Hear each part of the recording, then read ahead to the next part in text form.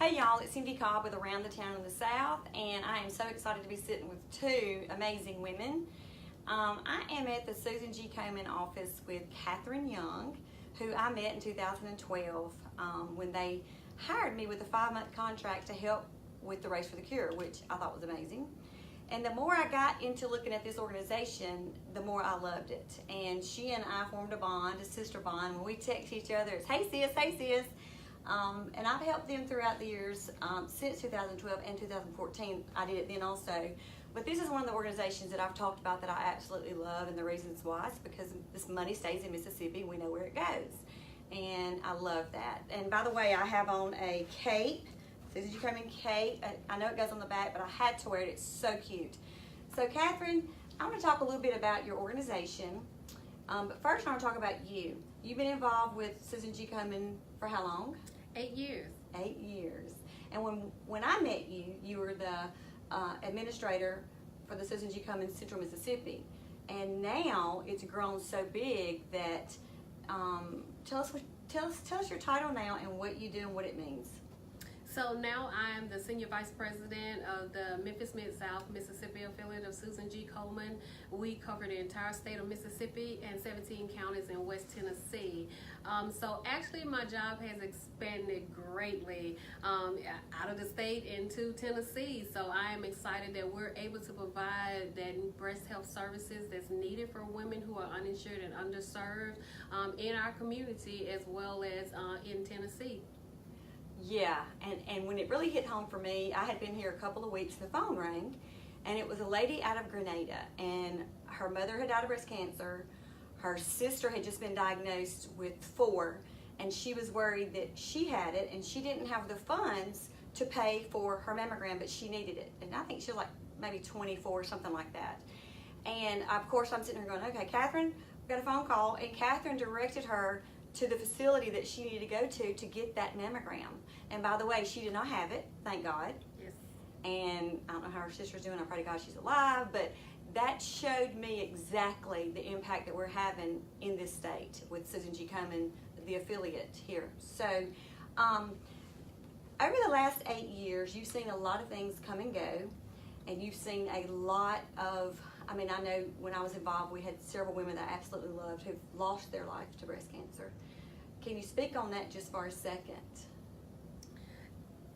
To lose a parent, a mother, a grandmother to breast cancer untimely and unnecessarily is unacceptable. It's unacceptable to our state and across the nation.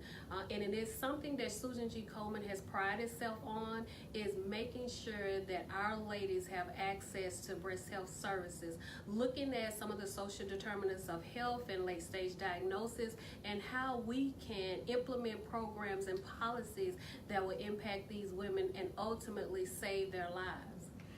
Exactly, and that all goes back to early detection. Early detection. The importance of not just that you offer that service, but the information that you give people and why it's so important.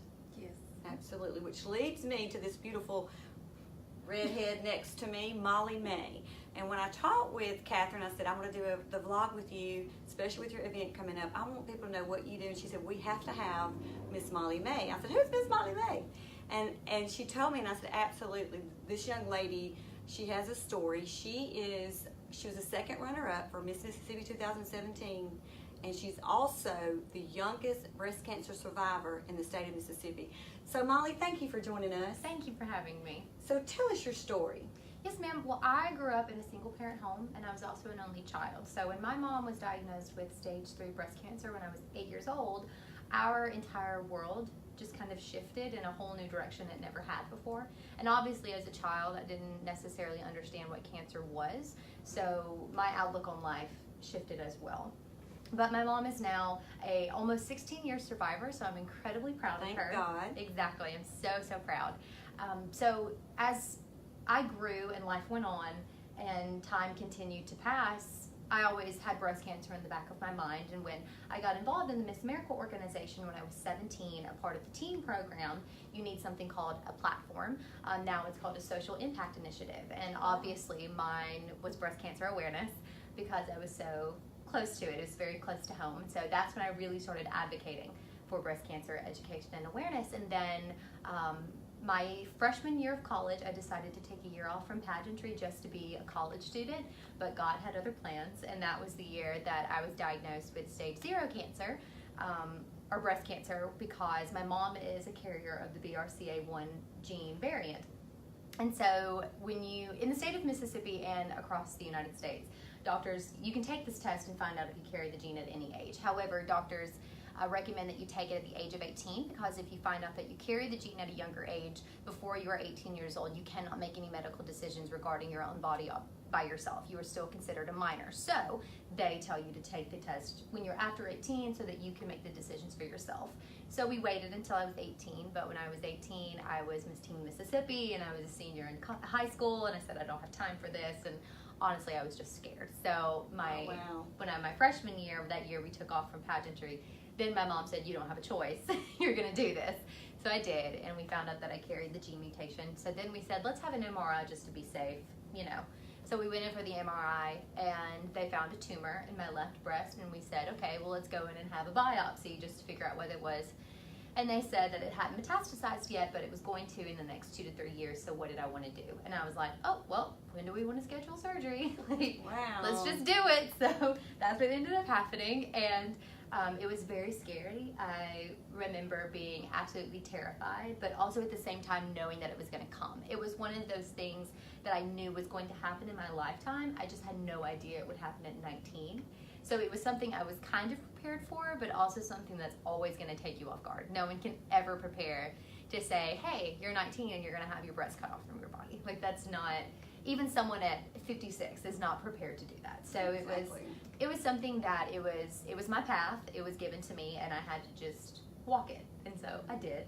And now here I am 4.5 years later, and I'm really, really grateful. I'm really, everyone calls me brave or resilient, but I just think I just kind of take one day at a time, and it's been a very blessed journey. Well, I bet. Just sitting here listening to your story and what Around the Town of the South is about is paying it forward to helping charities, positive things in the Mississippi and in the South. And every time I do an interview, almost every single time, there is somebody we're doing it with that is giving back. And I love that you're giving back, the impact that you're having on young ladies and older ladies alike. Ladies, if this doesn't give you a determination to go have a mammogram, nothing will. 19 years old, can you imagine? I mean, I cannot.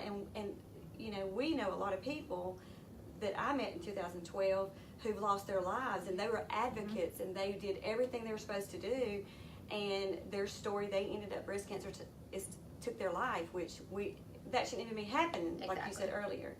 So as you are using this as your platform, I know she's working for Susan G. Komen part-time, which I think is amazing. Thank you. The events that you're involved in, and Catherine, y'all talk about the events that y'all have. You raise money primarily to be able to fund these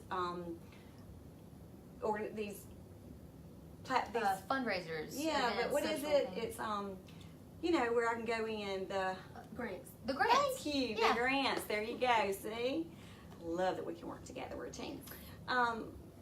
The events that you raise money pays for that. So tell us, how many events do you have a year?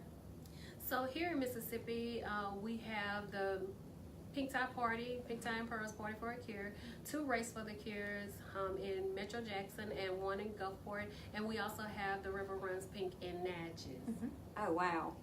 Well, let's move to the Pink Tie. It was Pink Tie Guy when I was here. Yes. And I've just been informed that now it's the Pink Tie Guy and the Pearl Ambassadors, meaning they brought in ladies, which I think is awesome. I like to say pink tie guys and pink pearl girls, but it's ambassadors. But yeah. I love that. That's awesome.